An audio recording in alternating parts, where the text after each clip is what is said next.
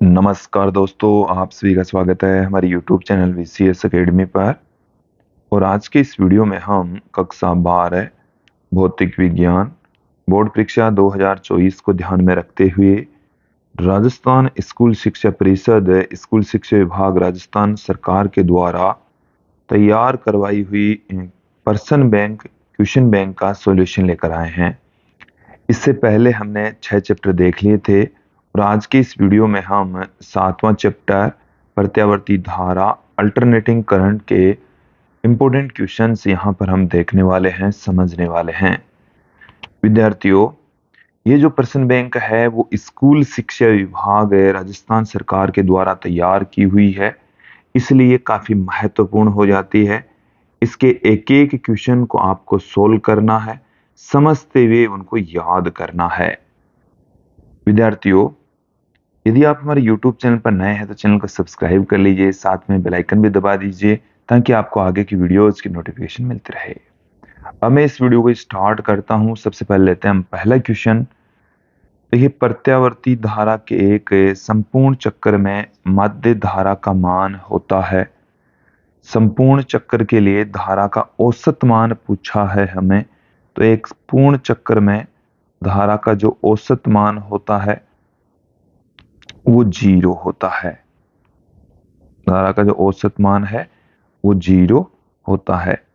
यदि मैं बात करूं धनात्मक अर्ध चक्र की, धनात्मक अर्ध चक्र में प्रत्यावर्ती धारा का जो औसत मान है उसको हम I1 बार से लिख दें तो ये 0.637 IM के बराबर होगा। ये प्लस में होगा।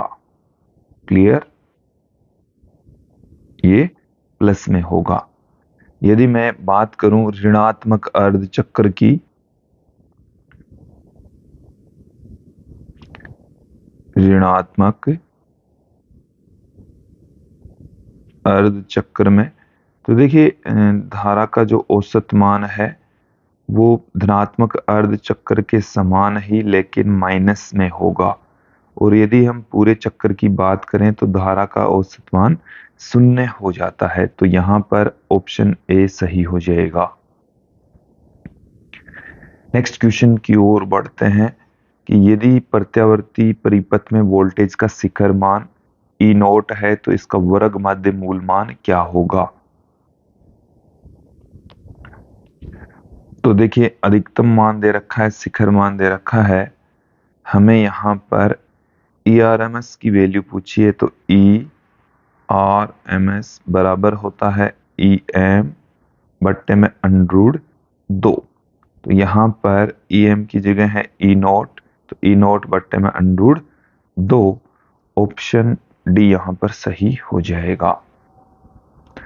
नेक्स्ट क्वेश्चन की ओर बढ़ते हैं। भारतवर्ष में प्रत्यावर्ती धारा की आवृत्ति होती है, तो भारत में जो प्रत्यावर्ती धारा या जो वोल्टेज है उसकी आवृत्ति 50 हर्ट्ज होती है। तो ऑप्शन बी यहां पर सही हो जाएगा। अमेरिका में 60 हर्ट्ज होती है, भारत में 50 हर्ट्ज, अमेरिका में 60 हर्ट्ज। प्रत्यावर्ती धारा परिपथ में सामान्यतः धारा का औसत मान 0 होता है, धारा के वर्ग का औसत मान 0 होता है, औसत शक्ति से 0 होता है, वोल्टता धारा में कलांतर 0 होता है। तो देखिए, ये पहला ही ऑप्शन यहाँ पर सही होने वाला है। प्रत्यावर्ती धारा का जो औसत मान है वो 0 होता है। नेक्स्ट क्वेश्चन की ओर बढ़ते हैं। LCR श्रेणी ऐसी परिपथ में धारा और वोल्टेज में कलांतर है, तो वोल्टेज और धारा के बीच में जो कलांतर है देखिए 0 से π/2 के बीच में होगा, 0 से π/2 के बीच में होता है। क्लियर? तो ऑप्शन ए यहां पर सही हो जाएगा।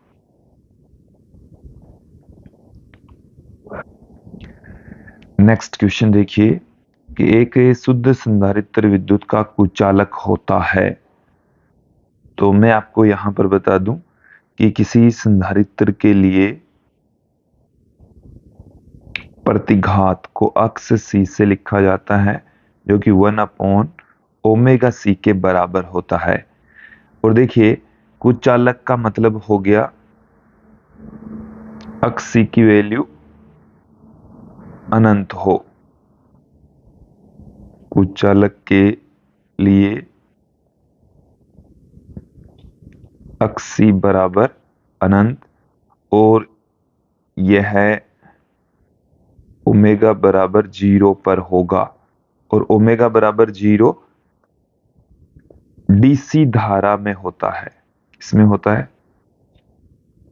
डीसी धारा में। डीसी में आवर्ती नहीं होती। दिष्ट धारा के लिए जो संधारित्र है वो एक कुचालक की भांति काम करता है। अगले क्वेश्चन की ओर बढ़ते हैं। अनुनाद की स्थिति में धारा एवं वोल्टेज के मध्य कलांतर होगा। हम जानते हैं विद्यार्थियों, वोल्टेज तथा धारा के मध्य कलांतर का जो फॉर्मूला है, फाई बराबर टेन इनवर्स अक्स एल माइनस अक्स सी बट्टे में आर होता है। और अनुनाद की स्थिति के अंदर अक्स सी और अक्स एल दोनों ही बराबर होते हैं। तो अनुनाद की स्थिति में अक्स एल बराबर होता है अक्स सी के, तो फाई बराबर आ जाएगा टेन इनवर्स 0। और यहां से टेन फाई बराबर 0 आ गया, तो फाई बराबर अपने पास में आ गया 0। इसका मतलब ये हो गया कि अनुनाद की स्थिति में वोल्टेज तथा धारा के मध्य जो कलांतर है वो 0 डिग्री होता है। ऑप्शन ए यहां पर सही हो जाएगा। श्रेणी एलसीआर परिपथ के लिए गलत कथन है। इनमें से गलत स्टेटमेंट कौन सा है वो हमें यहां पर पूछा गया है। पहला ऑप्शन देखें कि आरोपित विद्युत वाहक बल एवं प्रतिरोध के सिरों पर विभवांतर समान कला में होते हैं। आरोपित विद्युत वाहक बल और प्रतिरोध के सिरों पर विभवांतर समान कला में होते हैं, ये गलत है। फिर है आरोपित वोल्टेज और प्रेरण कुंडली पर विभवांतर के बीच π/2 कलांतर होता है। फिर है संधारित्र और प्रेरण कुंडली के बीच विभवांतर π/2 का कलांतर होता है। संधारित्र व प्रतिरोध पर विभवांतर के बीच कलांतर π/2 का होता है, ये सही है। चलिए मैं एक डायग्राम के जरिए आपको थोड़ा सा समझाता हूं। ये हमारे पास में एक डायग्राम है। यहां से इसको समझने का प्रयास करें। ये हमारे पास में है VMC, ये हमारे पास में है VML। तो VMC और VML इन मतलब संधारित्र और कुंडली पर विभवांतर के बीच कलांतर, यहां से आपको 180 डिग्री का एंगल दिख रहा होगा। तो इनके बीच में कलांतर है वो 180 डिग्री का होता है, जबकि इस स्टेटमेंट में हमें 90 डिग्री दे रखा है। एक ये हमारे पास में है VMR। तो इन दोनों का VMC और VML इन दोनों का जो परिणामी है वो यहां पर हो जाएगा VMC माइनस VML। और इन दोनों का जो परिणामी है वो हमारे पास में इस तरीके से होगा, ऐसे। ये हमारे पास में इनका परिणामी ऐसे होगा विद्यार्थियों। तो ये हमारे पास में इनका परिणामी होगा। तो ये आरोपित वाला है, आरोपित की अधिकतम है, इनके बीच का एंगल ये फाई है। तो यहां पर आप ध्यान देंगे, दूसरे स्टेटमेंट पर देखिए कि आरोपित विद्युत वाहक बल और प्रतिरोध के बीच का विभवांतर समान कला में होता है।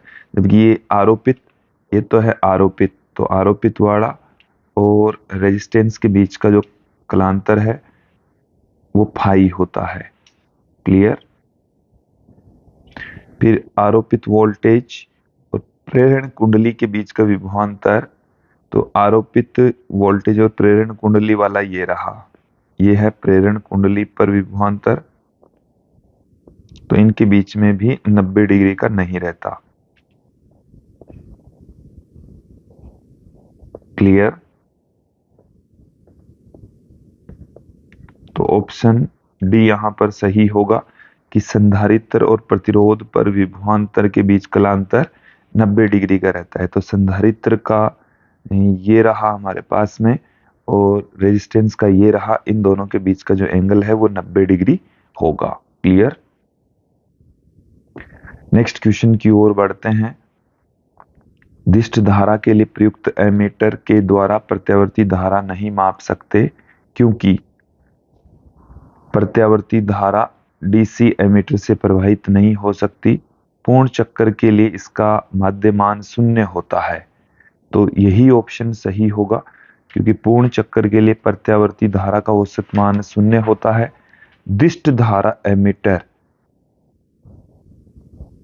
दिष्ट धारा एमीटर धारा का औसत मान मापता है, धारा का औसत मान का मापन करता है, औसत मान का मापन करता है। क्लियर? जबकि प्रत्यावर्ती धारा का जो औसत मान है वो शून्य होता है, इसलिए प्रत्यावर्ती धारा का मापन दिष्ट धारा एमीटर के द्वारा नहीं होता। नेक्स्ट क्वेश्चन देखें कि एक प्रत्यावर्ती धारा का शिखर मान 6 एम्पियर है, तो धारा का वर्ग माध्य मूल मान क्या होगा? हमें प्रत्यावर्ती धारा का अधिकतम मान दे रखा है 6 एम्पियर। IRMS की वैल्यू यहाँ पर हमारे को पूछी है। IRMS बराबर होता है IM बट्टे में √2, 6 बट्टे में √2। इसको हम √2 से ऊपर नीचे मल्टीप्लाई कर दें तो हमारे पास में देखिए क्या आ जाएगा, 3 √2 एम्पियर। तो 3 √2 एम्पियर, ऑप्शन सी यहाँ पर सही हो जाएगा। प्रत्यावर्ती मुख्य 220 वोल्ट का शिखर मान होगा। हमारे पास में यहाँ पर ये VRMS वैल्यू दे रखी है। हमारे सर्किट में से जो वोल्टेज अप्लाई होता है वो है 220 वोल्ट। ठीक है। देन यहाँ पर अपन को अब की बार पूछा है IM, तो देखिए हम एक रिलेशन जानते हैं, VRMS बराबर VM बट्टे में √2। देन यहाँ पर हमारे पास में आ जाएगा VM बराबर VRMS √2, तो 220 गुणा √2 और मल्टीप्लाई करेंगे तो 311 वोल्ट के समथिंग हमारे को वोल्टेज प्राप्त हो जाएगा। तो ऑप्शन सी यहाँ पर सही होने वाला है। अगले क्वेश्चन की ओर बढ़ते हैं। प्रत्यावर्ती धारा के शिखर मान तथा वर्ग माध्य मूल मान का अनुपात होता है। तो प्रत्यावर्ती धारा का शिखर मान IM और वर्ग माध्य मूल मान IRMS, तो इन दोनों के बीच में हमारे को रेशियो पूछा है। IM की जगह में IM लिख देता हूँ, IRMS की जगह हम जानते हैं IM बट्टे में √2 होता है। तो √2 यहाँ पर ऊपर चला जाएगा, IM से IM कैंसिल हो जाएगा, तो √2 बट्टे में 1 आ जाएगा। ऑप्शन सी यहाँ पर सही हो जाएगा। LCR श्रेणी परिपथ में शक्ति गुणांक अधिकतम होगा। शक्ति गुणांक को हम cos फाई से पुट करते हैं, शक्ति गुणांक को cos फाई से पुट किया जाता है और इसका अधिकतम मान 1 हो सकता है। इसकी जो मैक्सिमम वैल्यू है वो 1 हो सकती है और ये फाई बराबर 0 पर होगा, फाई बराबर 0 पर, और फाई यहाँ पर ये कलांतर होता है और कलांतर शून्य अनुनाद की स्थिति में होता है। अनुनाद की स्थिति में ही कलांतर शून्य होता है,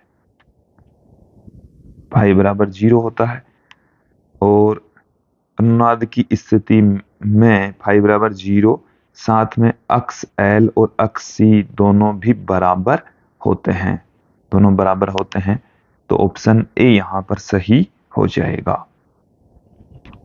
नेक्स्ट क्वेश्चन की ओर बढ़ते हैं। युक्ति जो वोल्टता को बढ़ा देता है उसे क्या कहते हैं? तो देखिए, ऊंचाई ट्रांसफार्मर कम वोल्टेज को अधिक वोल्टेज में कन्वर्ट कर देता है, तो इसका काम है निम्न वोल्टता को उच्च वोल्टता में रूपांतरित करना, वोल्टता को उच्च वोल्टता में बदलना, उच्च वोल्टता में बदलना। क्लियर? जो अपचयी ट्रांसफार्मर है ये उच्च को निम्न में कन्वर्ट करता है, उच्च को निम्न में कन्वर्ट करता है, और जो ट्रांसफार्मर है ये उसी के ही प्रकार है, ये वोल्टेज को कम ज्यादा करता है। ये दो टाइप के होते हैं, वोल्टेज को कम करने वाले भी होते हैं या ज्यादा करने वाले भी होते हैं।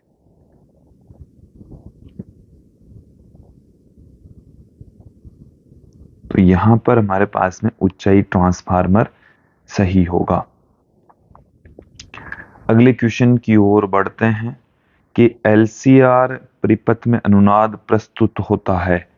तो LCR परिपथ में ये जो आपको W दिखाई दे रहा है ये W नहीं है, एक्चुअल में ये ओमेगा है, और हम ये जानते हैं कि अनुनाद की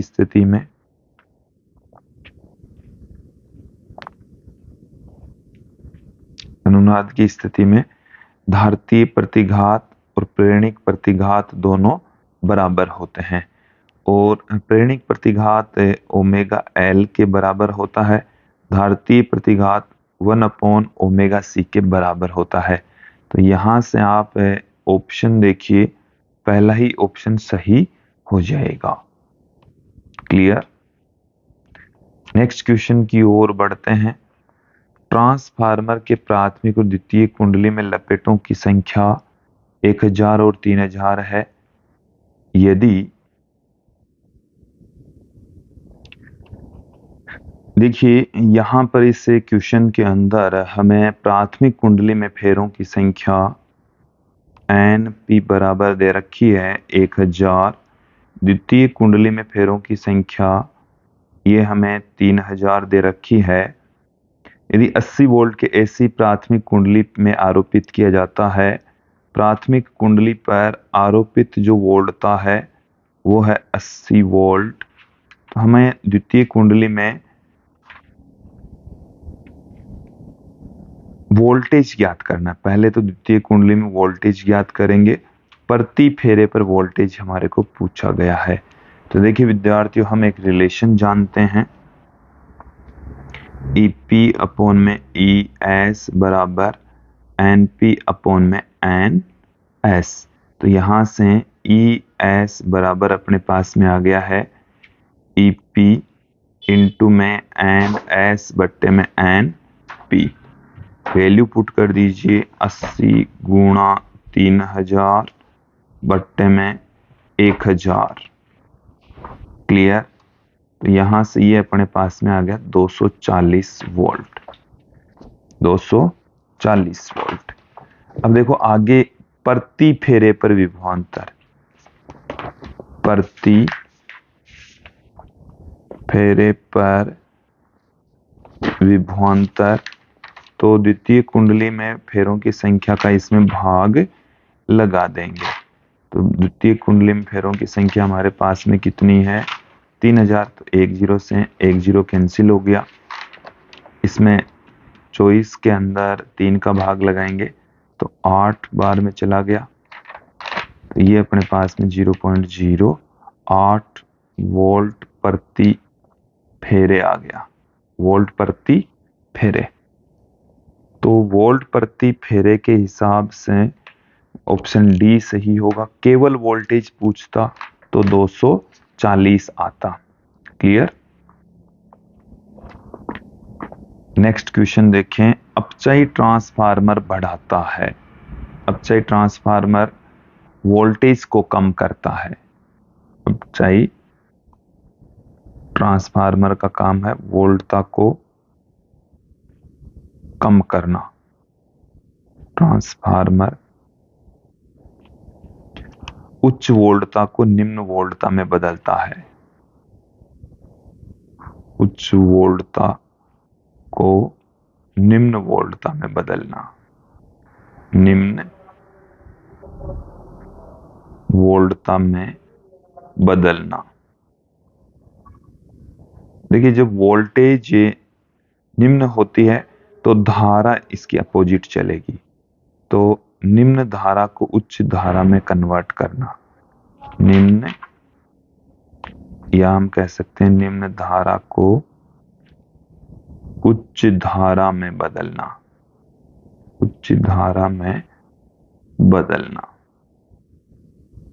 क्लियर? तो यहां पर अपचयी ट्रांसफार्मर बढ़ाता है, तो निम्न धारा को उच्च में कन्वर्ट कर रहा है, तो धारा यहां पर बढ़ती है। प्रत्यावर्ती धारा का उष्मीय प्रभाव प्रमुख है कि प्रत्यावर्ती धारा का उष्मीय प्रभाव इनमें से किस पर? तो जूल के उष्मन पर है, तो ऑप्शन ए ही यहां पर सही हो जाएगा। फिर है प्रतिबाधा इंपेडेंस का ऐसा ही मात्रक होता है।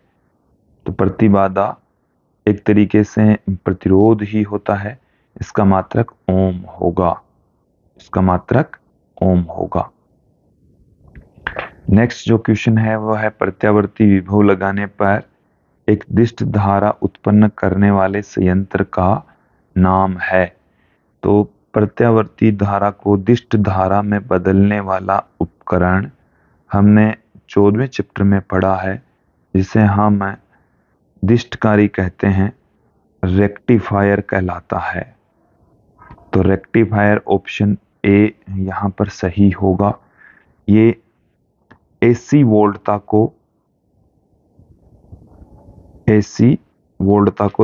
डीसी वोल्टता में कन्वर्ट करता है। एसी वोल्टता को डीसी वोल्टता में कन्वर्ट करने वाला उपकरण, वोल्टता में बदलने वाला उपकरण है ये। बदलने वाला उपकरण। क्लियर? अब हम कुछ फिल इन द ब्लैंक्स वाले क्वेश्चन देख लेते हैं कि जब प्रत्यावर्ती धारा परिपथ में प्रतिरोध के साथ साथ प्रेरकत्व या संधारित्र या दोनों होते हैं, तब परिपथ की परिणामी रुकावट को हम प्रतिघात कहते हैं। प्रतिघात कहेंगे। देखिए, प्रतिरोध के साथ में है, तो प्रतिरोध के साथ में है तो उसको हम प्रतिबाधा कहेंगे। प्रतिबाधा। अब देखिए, एक बार क्लियर कर लीजिए।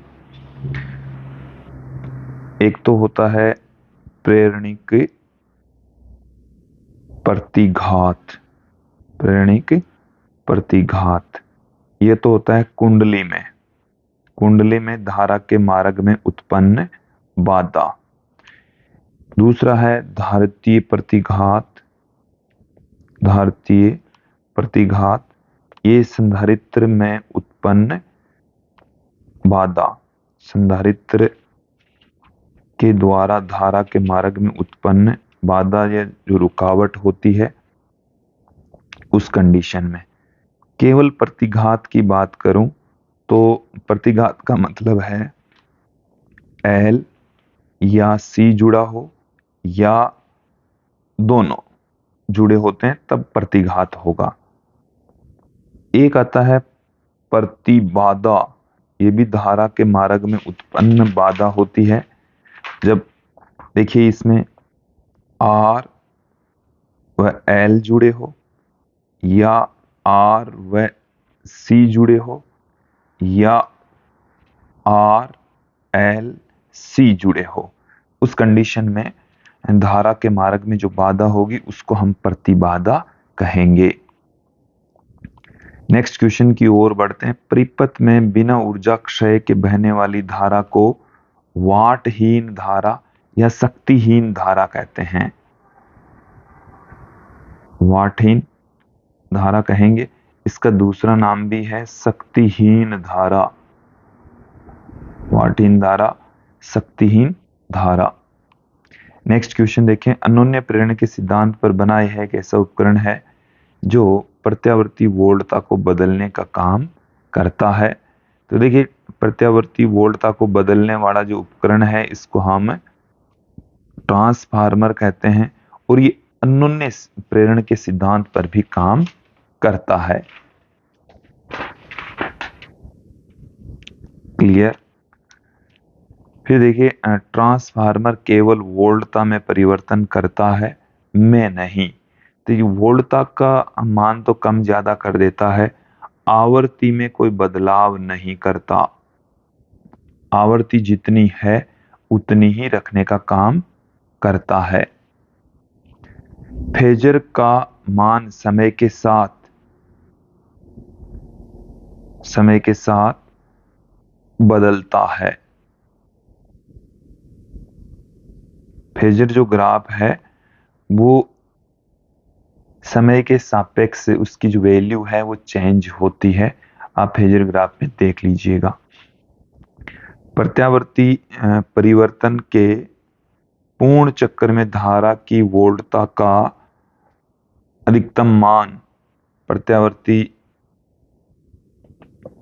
परिपथ के परिवर्तन के पूर्ण चक्र में धारा की वोल्टता का अधिकतम मान आयाम कहलाता है। आयाम, और इसको हम कहते हैं प्रत्यावर्ती वोल्टता का शिखर मान।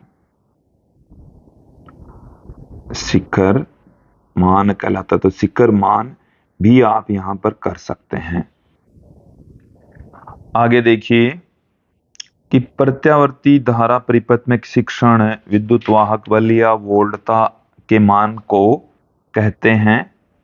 तो वोल्टता के मान को हम तात्क्षणिक मान कहते हैं। तात्क्षणिक मान कहा जाता है। फिर देखिए, श्रेणी एलसीआर अनुनादी परिपथ में प्रतिबाधा का मान बराबर होता है। तो अनुनाद की स्थिति में एलसीआर परिपथ में जो प्रतिबाधा है वो प्रतिरोध के बराबर होती है। क्लियर। प्रतिबाधा का मात्रक है, तो प्रतिबाधा का जो मात्रक है वो ओम होता है। क्लियर। फिर देखिए, संधारित्र धारा का मार्ग अवरुद्ध करता है, ये मैंने आपको बता दिया है। ये दिष्ट धारा के मार्ग को अवरुद्ध करता है। ट्रांसफार्मर के सिद्धांत पर काम करता है। तो ट्रांसफार्मर अनोन्य प्रेरण के सिद्धांत पर काम करता है। शुद्ध प्रेरकत्व का शक्ति गुणांक का मान होता है। शुद्ध प्रेरकत्व के लिए फाई का जो मान है ये होता है 90 डिग्री, और कोस फाई बराबर ये शक्ति गुणांक होता है। तो कोस 90 और कोस 90 का जो मान है वो 0 होता है, तो शक्ति गुणांक इसका 0 हो जाएगा। क्लियर। देखिए, ट्रांसफार्मर का क्रोड परतदार क्यों होता है?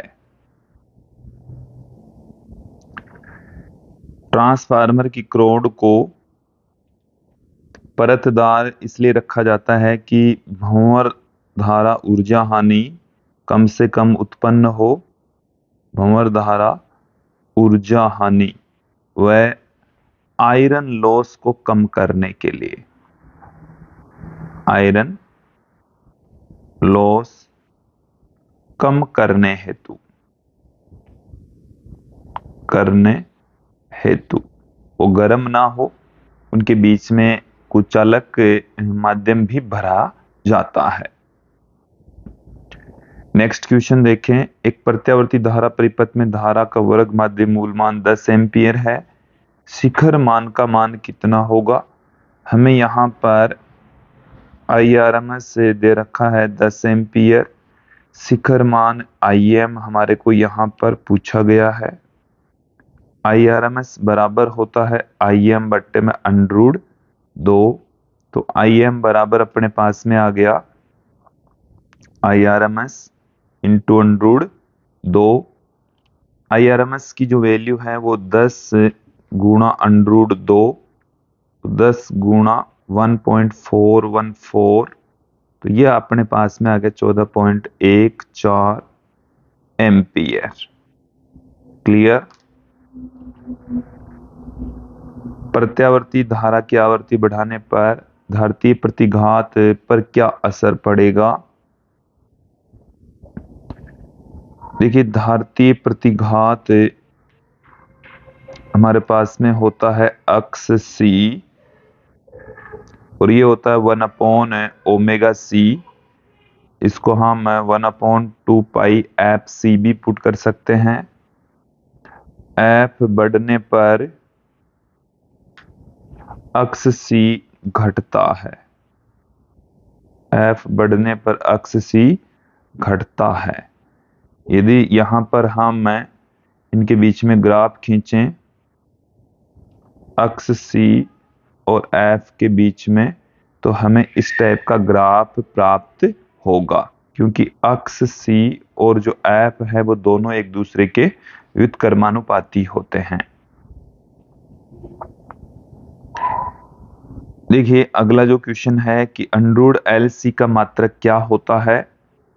तो विद्यार्थियों, यहां पर आप ध्यान देंगे कि F बराबर हम या ओमेगा बराबर हम जानते हैं, ओमेगा बराबर 1/अंडरूट LC, तो अंडरूट LC बराबर आ गया 1/ओमेगा।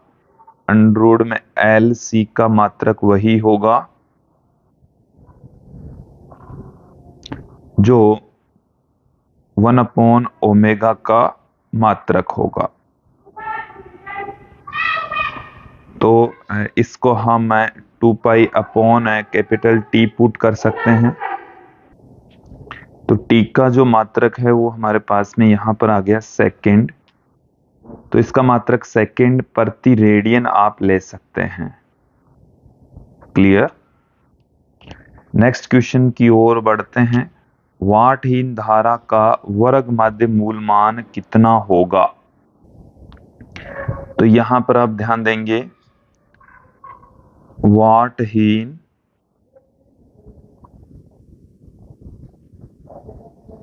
धारा का वर्ग माध्य मूल मान, वर्ग माध्य मूल मान, तो वाटहीन धारा हमारे पास में I sin फाई होती है, तो वर्ग माध्य मूल मान इसका हो जाएगा IRMS sin फाई। क्लियर। तो यहां से इसको हम IM बट्टे में अंडरूट 2 भी पुट कर सकते हैं, तो ये हमारे पास में वाटहीन धारा का वर्ग माध्य मूल मान प्राप्त हो जाएगा। क्या RL परिपथ में अनुनाद की घटना होगी। तो देखिए विद्यार्थियों, हम अनुनाद की स्थिति में जानते हैं कि धारतीय प्रतिघात और प्रेरकीय प्रतिघात दोनों बराबर होते हैं, लेकिन RL परिपथ में ऐसा पॉसिबल नहीं है। तो क्या इनमें अनुनाद हो सकता है। तो इसका आंसर है नहीं, इनमें ऐसा संभव नहीं है।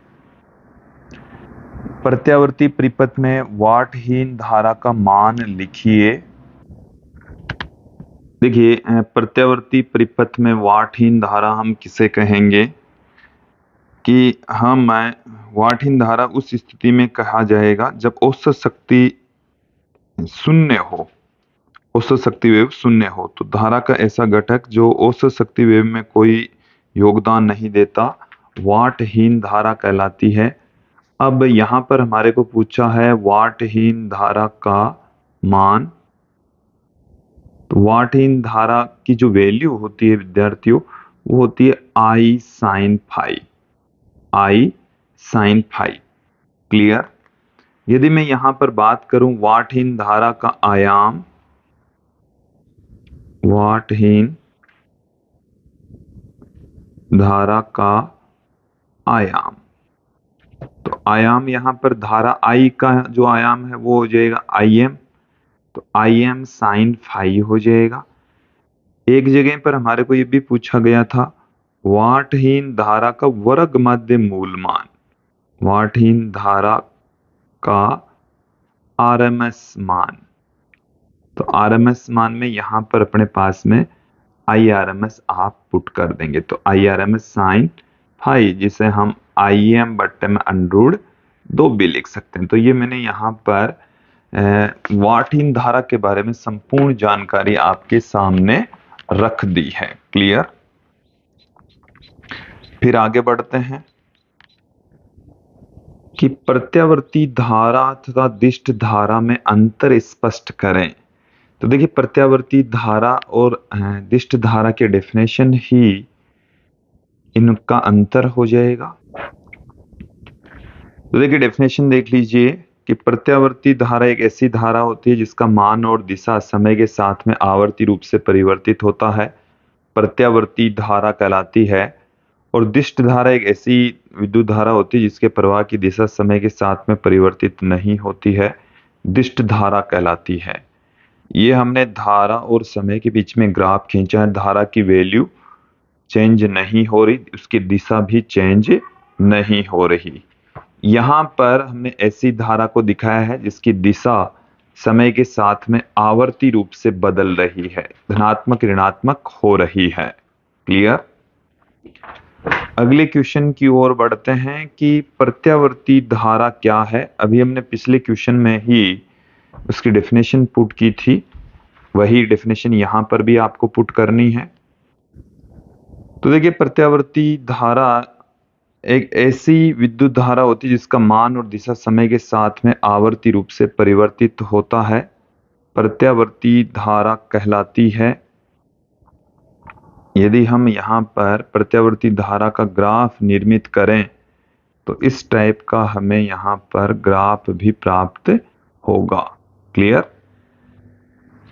तो ये हमारे पास में प्रत्यावर्ती धारा, एक तरफ धारा है दूसरी तरफ समय है, पॉजिटिव नेगेटिव इस तरीके से इसकी वैल्यू होती है। ये जो इसका मान है ये है आई एम। क्लियर। ये जो इसका मान है यह है माइनस में I am. Okay. Next question की ओर बढ़ते हैं। प्रत्यावर्ती धारा के माध्य मान या औसत मान से आप क्या समझते हैं। देखिए औसत मान है, जिस तरीके से औसत होता है उसी तरीके से ही है। तो प्रत्यावर्ती धारा का जो औसत मान है, ऐसी धारा का औसत मान, तो विभिन्न समयों पर प्रत्यावर्ती धारा के मानों का औसत प्रत्यावर्ती धारा का औसत मान कहलाता है। तो ये सतत वक्र प्रत्यावर्ती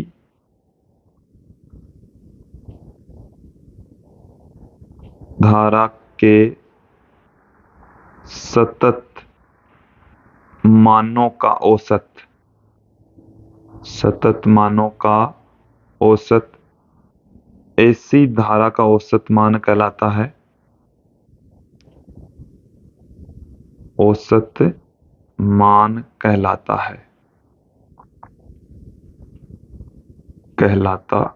है।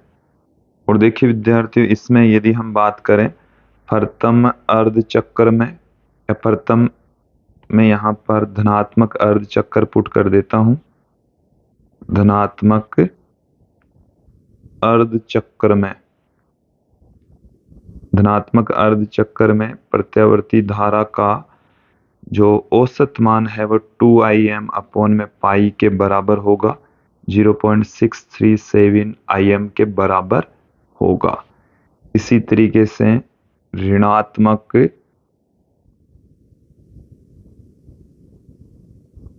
अर्ध चक्र में, ऋणात्मक अर्ध चक्र में, तो ऋणात्मक अर्ध चक्र में इसकी वैल्यू धनात्मक अर्ध चक्र के बराबर ही लेकिन माइनस में होगी। क्लियर। और पूर्ण चक्र के लिए इसका जो औसत मान है वो शून्य होता है। पूर्ण चक्र के लिए प्रत्यावर्ती धारा का जो औसत मान है वो शून्य होगा। नेक्स्ट क्वेश्चन की ओर बढ़ते हैं। प्रत्यावर्ती धारा परिपथ का शक्ति गुणांक 0.5 है। एक परिपथ में वोल्टता और धारा के मध्य कलांतर ज्ञात कीजिए। देखिए शक्ति गुणांक, जो शक्ति गुणांक है इसकी वैल्यू हमें यहाँ पर दे रखी है 0.5। शक्ति गुणांक को हम cos फाई से पुट करते हैं जो कि 0.5 मतलब 1/2। तो फाई का मान यहाँ पर क्या पुट करें कि 1/2 आ जाए, तो cos 60 डिग्री पर cos 60 डिग्री का मान 1/2 होता है। क्लियर। फिर नेक्स्ट क्वेश्चन की ओर बढ़ते हैं। प्रत्यावर्ती धारा के एक पूर्ण चक्र के लिए धारा का औसत मान लिखिए। ऐसा क्वेश्चन हमने अभी आपको बताया भी है। तो देखिए यहाँ पर प्रत्यावर्ती धारा का एक पूर्ण चक्र के लिए औसत मान 0 होता है।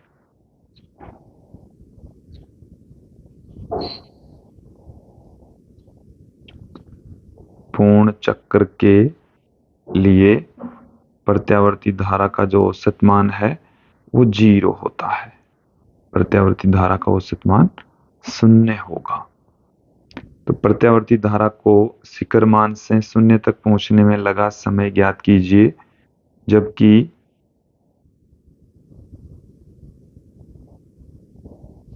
प्रत्यावर्ती धारा को शिखर मान से 0 तक पहुंचने में लगा समय ज्ञात कीजिए, जबकि प्रत्यावर्ती धारा की आवृत्ति 50 हर्ट्ज है।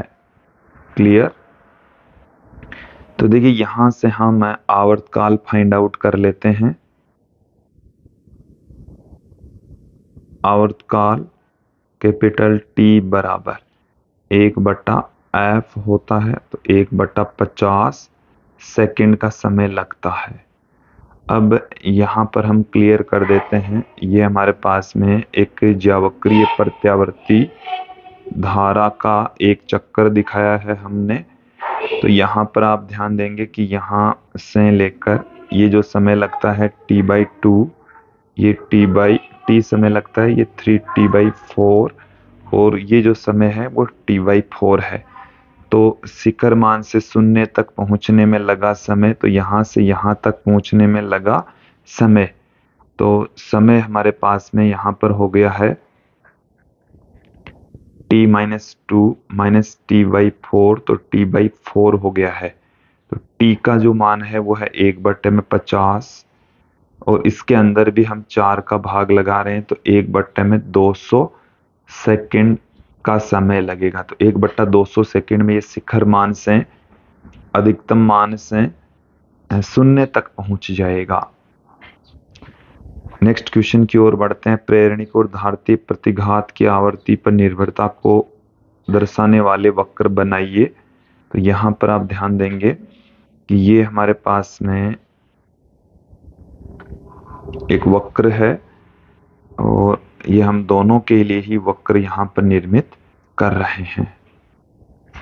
तो पहला जो वक्र है वो हम यहाँ पर प्रेरणिक प्रतिघात अक्ष L और F के बीच में देखने वाले हैं। विद्यार्थियों, अक्ष L बराबर होता है ओमेगा L, इसे हम 2πf_L भी पुट कर सकते हैं। अक्ष L और F दोनों एक दूसरे के समानुपाती होते हैं। तो यहाँ पर जो वक्र आएगा हमारे पास में इस तरीके का आएगा, एक सरल रेखा हमें प्राप्त होगी क्योंकि अक्ष L और F दोनों एक दूसरे के समानुपाती हैं। फिर मैं बात करूं यहाँ पर अक्ष C और F के मध्य खींचे गए वक्र की, तो देखिए विद्यार्थियों, अक्ष C बराबर होता है 1/ओमेगा C ओमेगा की जगह आप 2 पाई एफ पुट कर सकते हैं। तो अक्ष सी और एफ एक दूसरे के व्युत्क्रमानुपाती होते हैं और जो वक्र आएगा वो हमारे पास में इस टाइप का वक्र प्राप्त होगा। क्लियर? तो अक्ष सी समानुपाती है 1/f के। नेक्स्ट क्वेश्चन की ओर बढ़ते हैं। एलसीआर श्रेणी परिपथ में प्रत्यावर्ती धारा के मान में आवर्ती के साथ परिवर्तन का आरेख बताइए। आरेख, तो एलसीआर परिपथ में प्रत्यावर्ती धारा के मान में आवर्ती के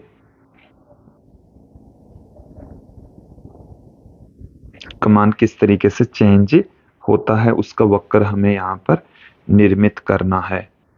तो विद्यार्थियों हम इस तरीके का वक्र निर्मित कर सकते हैं। देखेंगे हमारे पास में एक तरफ तो है प्रत्यावर्ती धारा,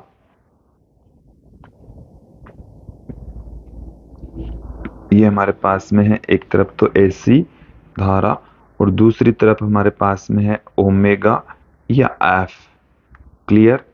तो देखिए इसका जो ग्राफ है वो इस तरीके से हमें यहाँ पर प्राप्त होगा। ये जो वक्र है इसमें जो अधिकतम आवर्ती हमें प्राप्त होती है उसको हम अधिकतम धारा जहाँ पर हमें प्राप्त होती है उसको हम अनुनादी आवर्ती कहते हैं। क्लियर? IM का जो मान है वो भी मैक्सिमम हो जाता है। तो इस तरीके का वक्र हमें यहाँ पर प्राप्त होने वाला है विद्यार्थियों। नेक्स्ट क्वेश्चन की ओर बढ़ते हैं कि ट्रांसफार्मर में होने वाली कोई दो मुख्य ऊर्जा हानियों का उल्लेख कीजिए। तो ट्रांसफार्मर में विभिन्न तरीके से ऊर्जा हानियां होती है। मैं यहाँ पर उनका नाम पुट कर देता हूँ। उल्लेख यदि आपको उसकी डिटेल में यदि आपको देखना है तो आप हमारे नोट्स की हेल्प ले सकते हैं। ताम्र हानि, ताम्र हानि, या हम इसको कह सकते हैं कुंडलियों का प्रतिरोध। तो जो ट्रांसफार्मर होता है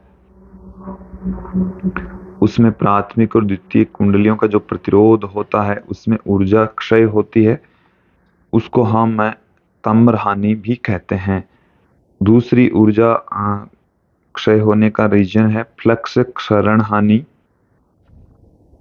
कि पहली कुंडली से रिलेटेड सारा का सारा फ्लक्स दूसरी कुंडली में से होकर नहीं गुजरता।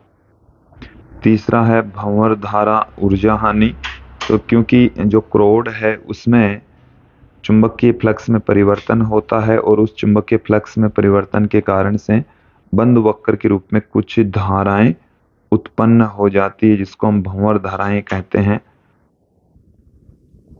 उसकी वजह से ऊर्जा हानि को हम भंवर धारा ऊर्जा हानि कहते हैं। और चौथा जो कारण है वो सेतल्य ऊर्जा हानि, क्योंकि ट्रांसफार्मर में प्रत्यावर्ती वोल्टता आरोपित होती है, इससे जो क्रोड है वो बार बार चुंबकित विचुंबकित होता है जिसके कारण से सेतल्य ऊर्जा हानि होती है। नेक्स्ट क्वेश्चन की ओर बढ़ते हैं। एक विद्युत वाहक बल 220 वोल्ट आपूर्ति पर 100 वाट शक्ति देने के लिए बनाया गया है।